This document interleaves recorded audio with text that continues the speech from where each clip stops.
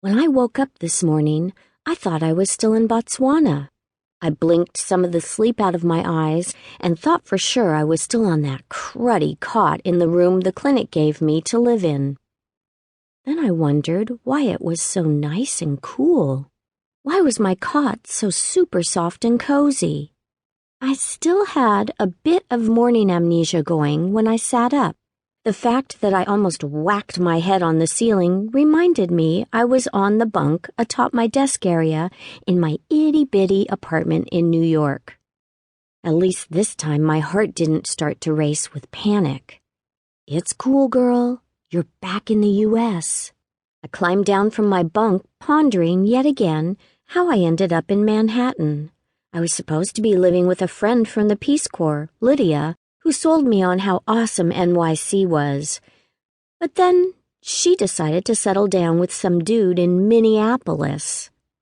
It's all good, I reminded myself. It's not like you had roots anywhere. You found an apartment. You start work in 3 days. You're kicking ass as usual. I was excited to check on the little garden I had growing in my window box. Had my seeds sprouted?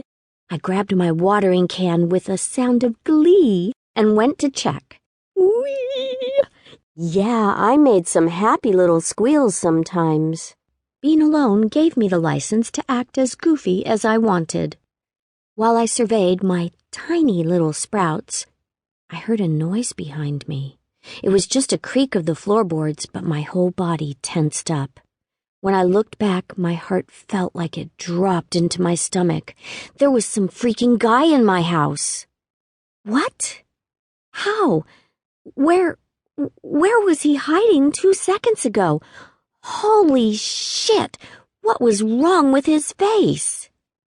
It was hard to take it in while I was screaming and backing up frantically against the window. I had a huge, hulking guy in front of me who was wearing some kind of weird Pan's Labyrinth makeup, complete with twisted black horns.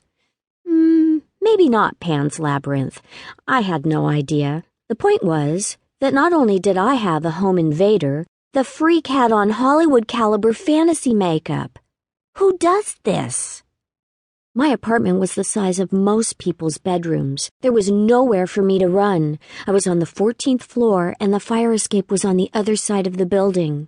By this time, I'd stopped screaming, and I was staring at him while hyperventilating. Was it a prank? One of my Peace Corps buddies tracked me down? No, I couldn't conceive of anyone I knew going this far.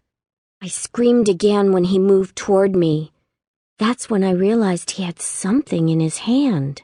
A gun? No, like a laser pointer or something. It had a sharp tip. What the hell is that?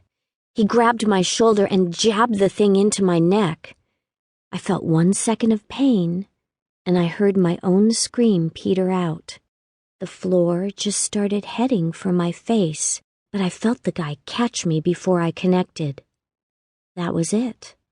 I blacked out.